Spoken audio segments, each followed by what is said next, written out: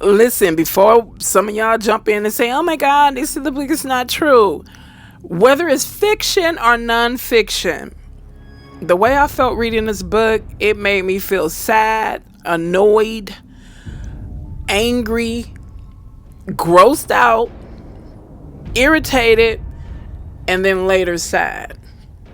You really don't know how much it took for me to not put my extra commentary in it. It's like I put myself in the listener's shoes and I was like, just read it, you know? But it took a lot of restraint for me not to say, what the F? Some things I read, I was like, what in the H is happening?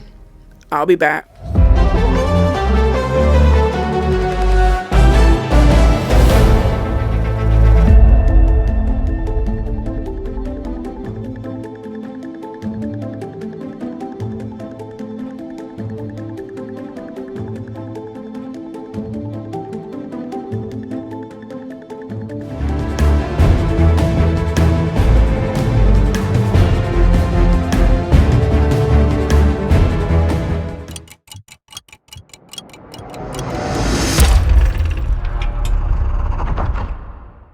Hey subscribers, hey non-subscribers, hey listeners, thank you for coming back. Let's get into this, but I wanted to say this right quick. All the comments about, they said the book is fake.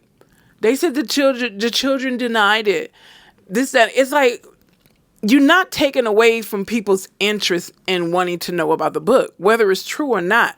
If it's fake, it will be proven to be fake. If it's real, it will be proven to be real. It's like, let people be. I just want to give you guys something to think about. Now, Porter said that she loved her kids so much. Do you think that she would subject them to danger by giving them some information about what moves she's making against their father? Do you really think she would do that? Do you really think she would pull her children aside and be like, hey guys, I just wanted you guys to know that I'm doing a tell-all book about your father. And I'm going to unleash some god-awful things in there. So I just wanted you guys to not worry, but be careful. She wouldn't do that. She wouldn't do that. So, of course, these kids are going to come and defend their mother and then defend their father. He's still their father. I'm not saying they're lying, but I'm saying a lot of people have a lot to lose when more comes out to the light. So if this book is proven to be from her, whether they added things or not, you don't think people nervous or beyond nervous? You don't think they're terrified? Okay, let's get on with it. Someone left a comment. I catch some comments. He said, I believe he was a guy. He said, thank you for taking one for the team. He said some other things, but I literally fell out laughing when he said it. So let's get on with it. Here are things I was thinking as I read. Infamous alleged Kim Porter book. Now, let's act like we some surgeons and we're about to dissect this book of words, albeit fiction or nonfiction. Chapter 2. Humble Beginnings.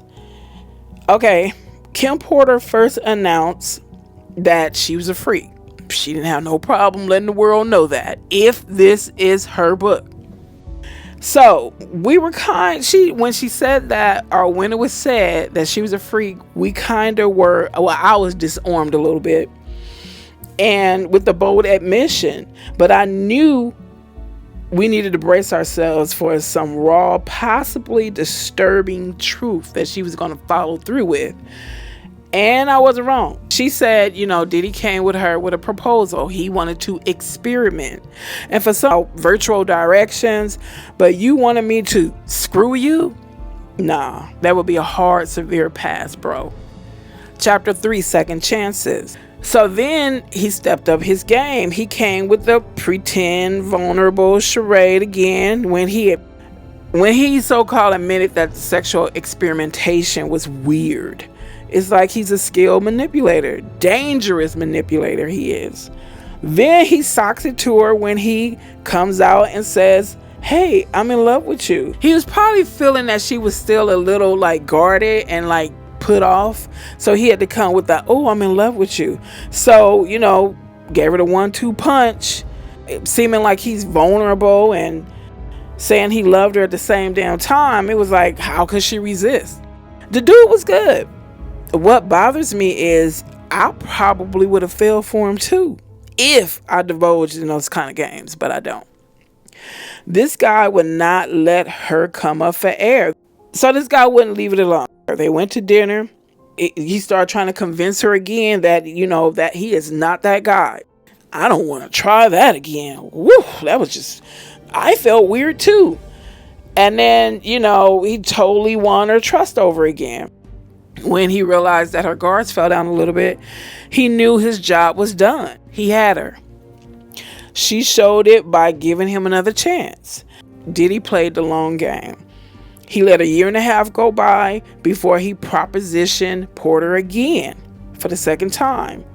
She had already made it up in her mind that they was done. They wasn't trying that again. Ugh, it was so gross. So when he asked her, the second time, she was like, I thought we was done with this. And me, myself, when she said he asked her again, I was like, but you just told her that you didn't want to do it again, and it was weird. You wanted to just experiment, right? Then she was like, no, I don't want to do this. It should be a crime how this guy is so skilled at convincing people to do what he wants them to do, even when it appears that they don't want to do it. She boldly told him to find somebody else. Go to Clive. That's your homeboy. You always spending time with him anyway. Boom. Her saying that probably made Diddy feel like, you know what? This ain't no experiment. Why are you playing games with yourself? He let out the fury, the inner fury, and he slapped her. Even after the physical abuse, Kim let us know that she still wasn't done with him. She even scolded herself when she heard herself tell him to call her later. She said that to him when they ran into each other at an industry event. It seems like those industry events should come with a proceed with caution warning, like you will run into someone you told yourself you wanted to avoid. Chapter 4, Forgiveness. Kim says she fell in love with an abusive man who liked butt plug. She said to herself, what is wrong with me? She said, love is blind, but is it stupid? I would have told her that love is not blind, nor is it stupid. The problem is you allow what you see and have grown accustomed to shield you from doing what's best for you. True love does not make you do things that would be considered stupid. True love is wise, and it helps you make better decisions that will not lead you to dangerous situations. Chapter 5, Sean Niels. Kim let us know that Diddy practiced some dark arts, but she didn't know how to respond to the craziness. She acted as though she really didn't know what to do about certain things. She knew what to do, she just chose to stay. Like the proposition between her, Sean, and Al. Then she had the shocking displeasure of witnessing whatever it is they did. The problem I had with them blocking it out, not saying that, oh my God, I wanted to know, what did they do? It wasn't even that. When they blocked it out, my mind ended up creating some crazy scenario, something that I can't even describe. Terrible. Then on top of that, when she just, if it's true, whatever they did, she ends up taking off, and she said neither of them chased after her, even though they invited her to play with them. That would have made me be done with both of them. Like, you two didn't even want to include me. Like y'all was just so cool with just each other. I would have just felt different about both of them. Chapter 6, Pac. I tripped off how she cavalierly mentioned Diddy sleeping with all the power players and guys who made the decision. It's like she accepted so much of his ways, good or bad, that she wasn't even living for herself any longer. She lived for him. Parties were fancy orgies, she confessed. Again, she appeared to be cool with it. Then Diddy humiliates her in front of her crush, Pac, by treating her like she was a toss-up, even when Pac was showing that he is not feeling it. Nope. I would have grabbed my bag and dipped out real quick. Phone calls, messages, and home visits would have been ignored from then on out. You're not gonna put me on blast like that, treat me like that in front of a guy I like too.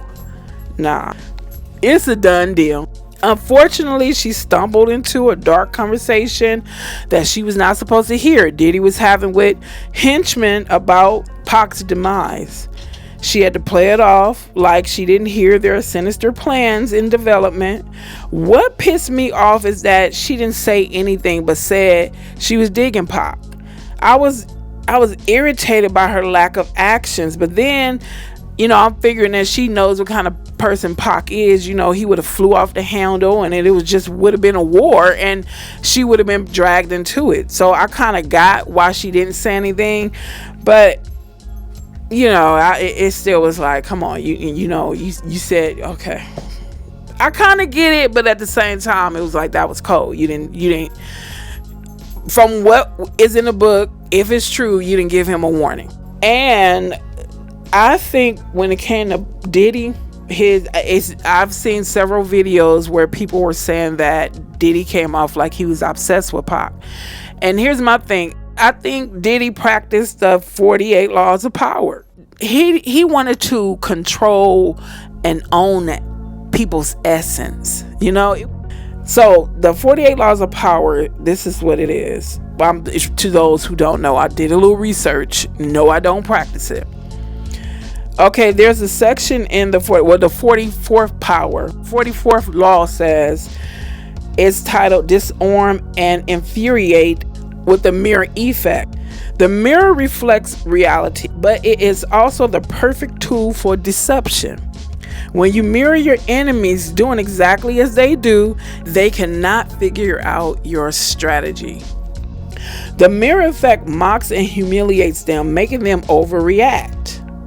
By holding up a mirror to their psyche, you seduce them with the illusion that you share their values. By holding up a mirror to their actions, you teach them a lesson. Few can resist the power of the mirror effect. Mirror effects can disturb or entrance others, giving you power to manipulate or seduce them. I believe Diddy practiced sex magic too.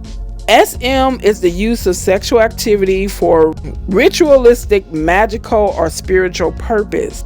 It can involve visualizing a desired outcome while experiencing sexual arousal or orgasm. I believe Diddy wanted to have a threesome or whatever, group sum with, including Pac, because he wanted to take something from Pac. Whatever you get from sex magic, he wanted it.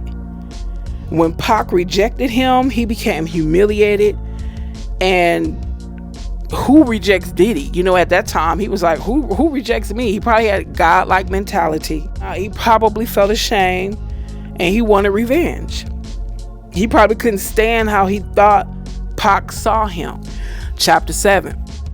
Threats.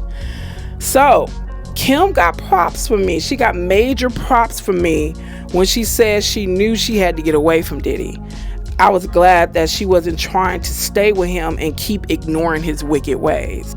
Kim even admitted that Diddy had a bad temper, that he put his hands on her, but he never punched her or bruised her. I was like, girl, what? He still put his hands on you? Are you serious? Then she further convinces herself to keep dealing with him by saying he hadn't touched her child. She said, at the time, I never thought of him touching Quincy. The way that was written, again, and I'm going to keep saying this, whether it's fiction or not, the way it was written, alarm bells sounded. It was like, what does she mean at the time, he hadn't touched her child? Did she mean trying to discipline him, hit him, or was it the bad touch? I know she discovered that, allegedly some things happened with some minors, that Diddy supposedly did some things to some minors in the entertainment field. I know she discovered that, but the wording again, it made me think, had she discovered evidence that, other children have been touched in a bad way? Yet she stayed. She said she knew the two Seans shared beds from time to time. She said it as easily as saying Diddy liked peanut butter and jelly sandwiches from time to time. My God, the things people are willing to accept and turn a blind eye, right? I wasn't the least bit surprised by how Carter supposedly plotted against someone who helped him. It was, he said, what did say, Sean? Diddy said that Biggie helped Sean Carter or Jay-Z get in the game, but yet Jay-Z was, betraying him. I wasn't surprised. I mean, because listen to all the things that people said, how he treated him after he got to a certain level. He started treating people like he didn't know them. I mean, that's what is being alleged, so I wasn't surprised. Chapter 8, Kadada. What pissed me off so bad was when Kim was gonna let the woman drink a little or a lot of piss with ginger ale. I mean, it was like there was nothing Kim could do. I would have stood up like I was drunk and accidentally stumbled to the table, making sure that pitcher of piss ginger ale flew on the floor. I wouldn't have been comfortable seeing this woman drink this man's urine. It just would have bothered me forever. Chapter 9, going back to Cali. Chapter 9 is the most infamous chapter of them all. It starts off with a bang. Kim details, or whoever details, who was at the crib and who was laid up with each other. Why did the book, this is the question I had, why did the book mention other people's names but this X person? You know what I'm saying? They mentioned Will and Jada, but did they really need to use X, or were they just trying to make it more tantalizing?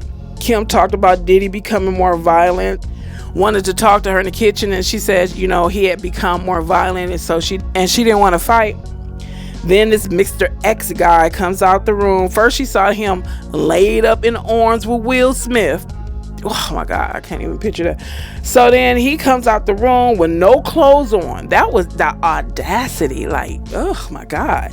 He comes out the room with no clothes on and has body fluid dried on his back.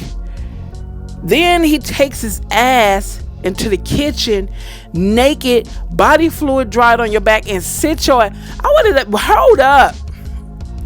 Can you go take a shower? Put some clothes on, dude. You coming all up in my kitchen? This is where I cook food. This is where I eat. Could you imagine how oh God. So that's what just, I just had to just keep a strong voice and keep just pushing through. So, and I was disturbed and disgusted. Just the fact that this guy just really didn't give a F, came out the room naked after cuddling up with somebody. I don't care if he was cuddling out. I don't care if he was laid up with a woman. The simple fact that you just feel that bold and that comfortable to walk your ass up out of the room naked with body fluid on your back dried and go take your ass in my kitchen and say, nah. When Mr. X says, damn, cuz, you own it, I was like, cuz, who says cuz? And then he says, you got to pass, daddy. It was over. I'm gonna be real with you. The first thought came to my mind was Snoop. That's real. He is the only person who came to my mind. If you're from the West Coast, that's all I'm gonna say. The cuz thing. Each state has its own lingo, especially when it comes to street people, street dudes. There's a certain way people from the hood, people from the street talk in each state. So the way this Mr. X talk, it sound like Cali dudes. Okay, let's go on. So my whole disposition was haywire, and it explained a lot to me. Like, again, if this content is true and this took place, it explains to me why these rapper guys are so cool with saying the most degrading things about women. Because if they have issues with their sexuality, if whatever, that's why you're so comfortable calling women all kind of names but a child of God, even though you come from a woman, even though you have your mother came from a woman, and on and on. Something ain't right with that. Then X said, when it was said that X said Sean, I love you, baby. I felt that. It sounded endearing. And I was like, have I? And still thinking that Mr. X is Snoop. I'm thinking, have I ever heard him sound that endearing when he's talking to a woman? Hey, don't come for me. I'm just telling you the thoughts that came to my mind. I ain't the only one who thought that was him. So let's go for it. You be upset with the people who published this book. So let's go for it. Also, she had pride in being a freak. And back in the 90s, okay.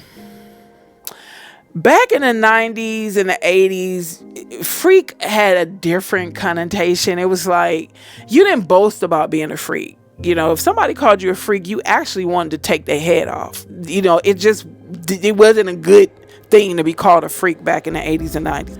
So of course she had to be undercover with it. But nowadays it's like people, hey, if they could put freak and change their name to freak, they would. So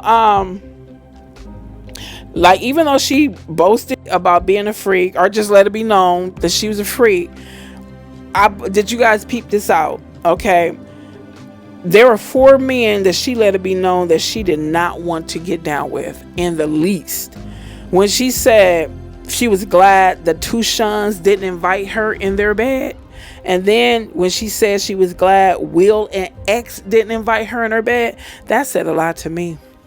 For a person who had no problem with going to sex parties and having 3-somes and 4-somes and 15-somes, for her to say, I was glad they didn't invite me, that said a lot to me. Then she, at the end, when she was getting ready to leave to go get her child, and X still, trying to, hey, I want to meet you. I want to meet your son one day. I would have felt the same way. Like, hell no, the hell you not gonna meet my child. When she was like, she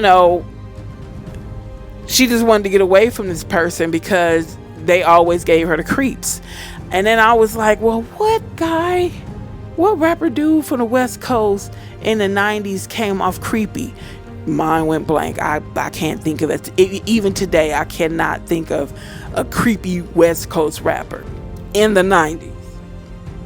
Then another thing that bothered me is when she kept calling, saying that claiming Diddy as her child's father. It was kind of confusing to me because one minute you say Al is your best friend and he is the biological father of your child or you guys' child. Since Al was obviously around, I assume he was around long enough for y'all to get down together. It's like, why are you cool with calling this other man your child's son, your child's father? So that was kind of confusing to me. So let's move on to chapter 11, more problems. Kim talked about how the sex parties were getting out of hand. And then I'm thinking, damn, Diddy been doing I heard a lot of rumors about Diddy in the 90s. Trust it. When you live on the West Coast, you're always going to meet somebody who knows somebody. I used to work with a man whose wife owned a private security company, and she would be hired by celebrities and high profile people. He told me quite a few stories that she saw when she was securities parties or worked security at these parties. I was like, oh my God. And this took place with the hot black entertainers in the 90s. He told me that she shared some wild stories with him. Okay, let's go on. She said it was getting out of hand, and then I'm thinking to myself, damn, Diddy, how long you gonna do these damn sex parties until you, even if you're in a wheelchair, you gonna do them? I was annoyed that she knew, heard again, was there present when they were discussing cutting Biggie's life short. And again, she didn't say anything. And then the part where Diddy threatened her with the 22 and then bragged about how he wouldn't use the gun on her, but he would do things that wouldn't be traced back to him. I was like, God, this guy is sinister. See, that's what happens when you let a person run amok. And when you create a monster trust, it's always gonna blow up in your face. She said he was terrifying. Then she speculated as to how many people in law enforcement was in his pocket. So if she did want to come clean, or she did want to get away, who was going to protect her and her child? And I felt for her. I understood. I understand any woman. I understand any woman that's in that situation. Who can you go to? Are you gonna have to, take that next big step and defend yourself if push come to shove? Chapter 12, Mama's Love. Our girl admitted to herself that she suffered from Stockholm syndrome. To those who don't know what that means, it means you basically, even though this person is intentionally putting you in a dangerous situation, you will find yourself trying to defend and protect them more than yourself. That's what Stockholm syndrome is. Let's go to 13, Faith. Now, I heard some people talking about, oh my God, if the book is true, that don't sound like Faith. Faith comes off like she could be, a woman mafia boss. She do come off that way, but you got to think about it along this line. If that really happened, the father of her child was no longer here. She could have been like vulnerable, still feeling heartbroken. And so she didn't go to talk to Diddy with heat. She, it was like she was broken. And then also, if he gonna do that to the father of her child, what would he do to her if, she came to him with heat, accusingly, was she ready to be in a war with him? And it's like she knew she had to tread lightly, because I know she knew what kind of person he was or is. And then another thing that was baffling to me is why did Diddy? Well, okay, I can answer my own question. I was gonna say, why did Diddy have her sleep with Pac? I'm thinking it was another way that he uses women to help him control men, control people. But or it was a part of his fantasy. Like he knew Pac wasn't down with the get down. So since he can't get down with Pac, he was living vicariously through Faith. And but Pac still wasn't down with it. Chapter 14 is about Shine, and then J-Lo, her reaction to what went down. And me, I wasn't really interested. And then I'm like, was J-Lo really concerned about the innocent people being, harmed, or was it just about her not wanting all this to fall back on her and damage her career? You know what I'm saying? Let's go to 15. It's titled Chapter 15, Queen Bitch. It was like, who was the bitch in Chapter 15? I didn't understand that, but it starts with her meeting Kimora at a restaurant. In between them giving each other googly eyes, Kimora notices that Kim is looking a little different. Like, the look women have when they're expecting, and how their breasts transform. So Kimora gently brings it to her attention and asks her what she's gonna do with it. What she's gonna do about the situation. And then Kimora's like, like feeling pity in her, like feeling sorry for her, like she knows what kind of person Diddy is, and like, damn, you pregnant by him type thing. So that stood out to me. And that's again, I didn't understand why the title of 15 was Queen Bitch. It was like, who are you calling? Who's the bitch in Chapter 15? Okay, let's go to 16. Chapter 16 is Christian. This chapter, I felt so bad when, she's bracing herself because she doesn't know how Diddy is going to respond to the fact that she's pregnant. She thought he was going to be upset and probably abusive, but then he's supposedly excited. And I was like, I was excited for her. And I was like, it made Diddy look human when she said he was happy. I was like, oh, okay, well, he has a heart. But then when it flips and he shows, to me, I'm thinking he was was you more excited? Was he more excited that he was going to be a father, or was he excited, or was he excited that he was going to have a child with her, or was he excited that they was going to have a freak off? And then when he was like, yeah, we got to have a party, and she's like, oh my gosh, he's making her excited. And then she's like, yeah, we going to have a gender reveal. And then some people are like, a gender reveal? Was they saying that in the 90s? And what people was pointing out is like, rich people say and do a lot of things before it spills down to the gym pop. So who's to say? They weren't saying gender reveal, you know what I'm saying, at that time. But anyway, she thought that he was wanting to plan a party to celebrate and embrace, let everybody know they were having a child, and he's planning a freak off. And then she's like, but Diddy, I'm pregnant with your child. And he like, oh, don't worry about it. They want to. And I was like, what? What man wouldn't want to extra protect his woman who is bringing their child into the world? Who is going to be cool with different penises going inside their pregnant woman's? Okay. Mm-mm. And then at the end, when she expressed that she would cry herself to sleep,